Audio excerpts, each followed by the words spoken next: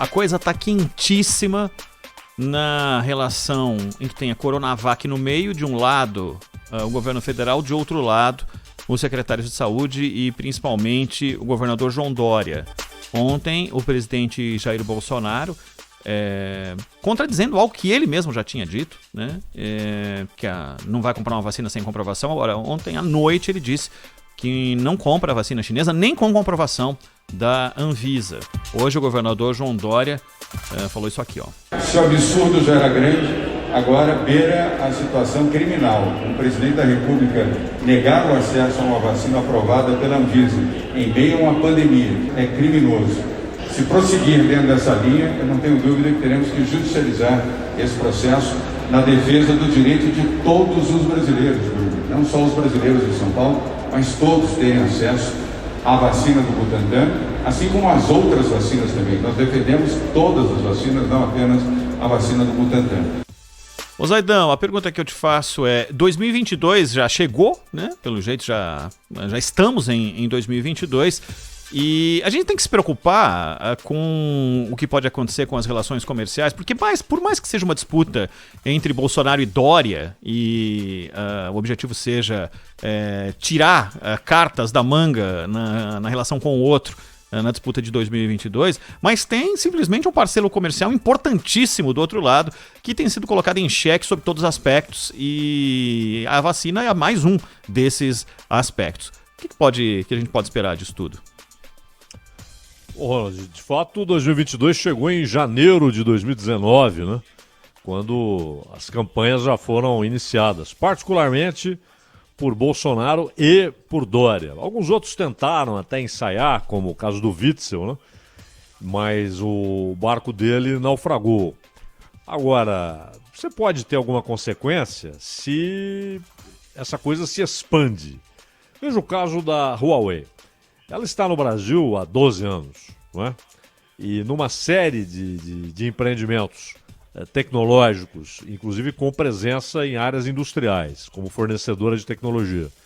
Então, muitas vezes o debate acontece como se ela tivesse chegado agora com o 5G debaixo do braço. Mas já está aqui há 12 anos. Então, os setores econômicos tratam de limar, né, essas arestas aí e fazer com que não ultrapassem certos limites. E os governantes são muito sensíveis aos setores econômicos. Além disso, isso a gente está falando em agropecuária, a gente está falando em setor industrial, setor comercial, tecnologia e também a possibilidade de investimento em infraestrutura, que interessa diretamente ao próprio governo. Então é muita cascata.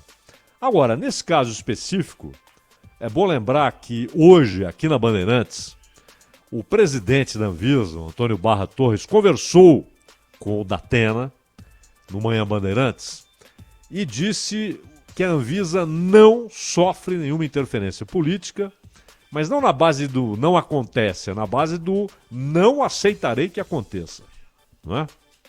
Ele foi indicado pelo presidente, como acontece com todos os diretores, mas disse que não há nenhuma influência, não houve pedido, não houve sugestão, não houve orientação, nada do presidente em relação às atitudes da Anvisa. Quer ouvir o Barra Torres, Zaidan? Claro. Vamos ouvi-lo aqui. Devo então dizer, até como uma tranquilização daqueles que estão nos ouvindo na Rádio Bandeirantes, que não há nenhuma influência, nunca houve nenhum pedido, nenhuma sugestão, nenhuma orientação, nada que o presidente Jair Bolsonaro tenha feito em relação às minhas atitudes aqui na Anvisa. Em momento algum, inclusive neste momento em que nós estamos vivendo.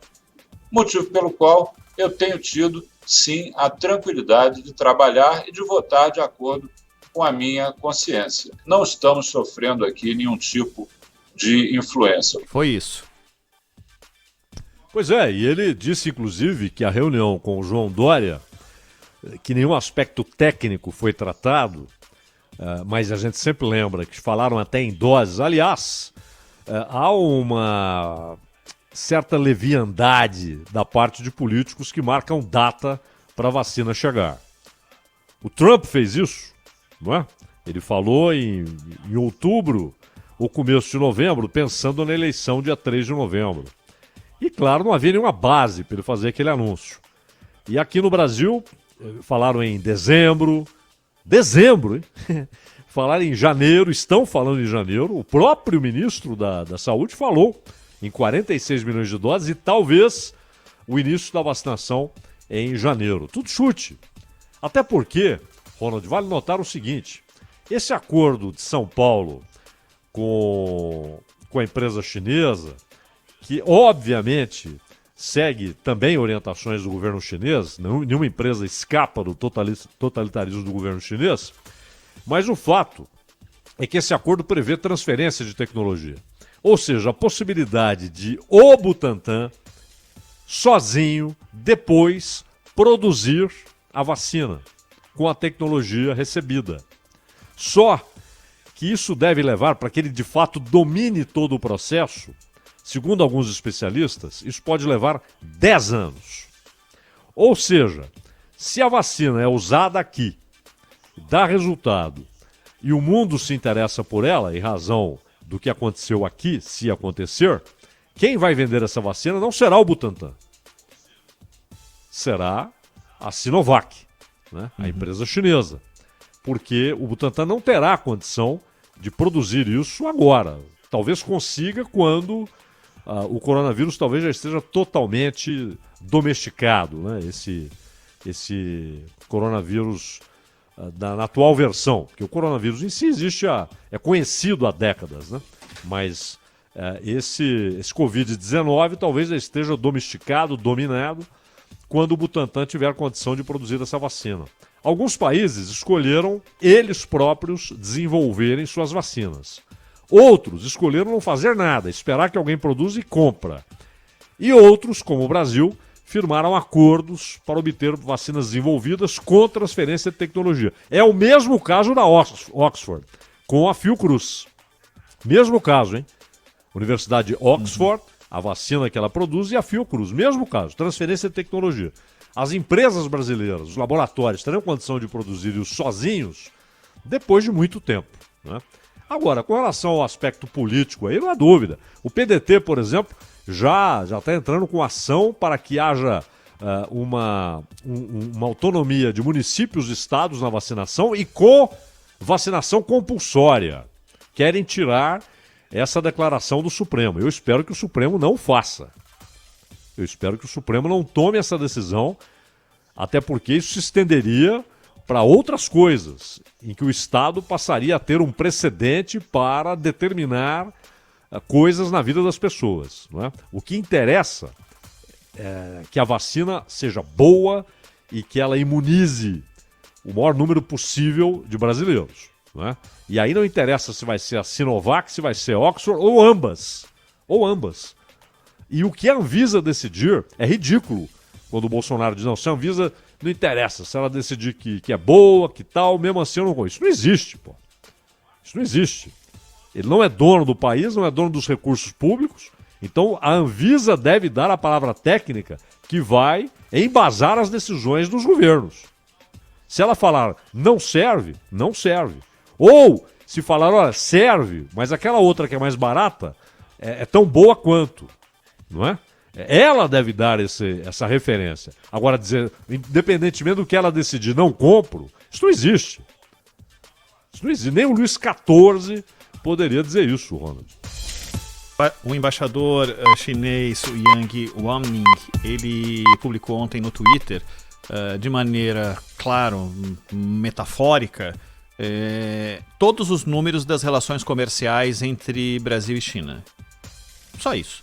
Publicou quais são as relações comerciais entre Brasil e China. Ele fez isso ontem, né? Mas a China tem essa prática que me parece, inclusive, intimidatória.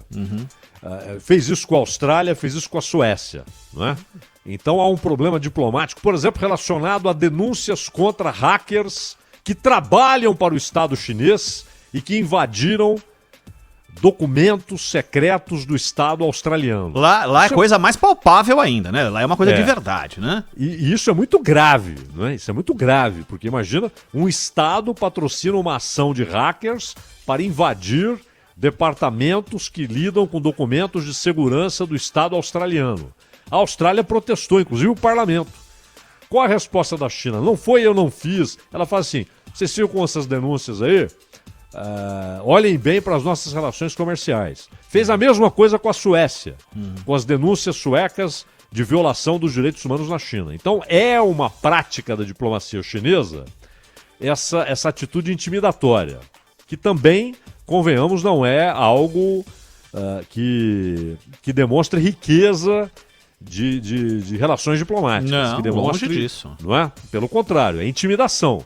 Vocês dependem da gente. Então, vejam bem, né? É isso que eles estão querendo dizer. Exato. Agora, convenhamos, né? O tratamento que está sendo dado aqui no Brasil, independentemente da posição do embaixador chinês, do governo chinês, é infantil. Parece um parque infantil, parece que na sala de aula do pré-primário estão discutindo o que fazer com a vacina. Não é? Isso o presidente da República. Não dá, né?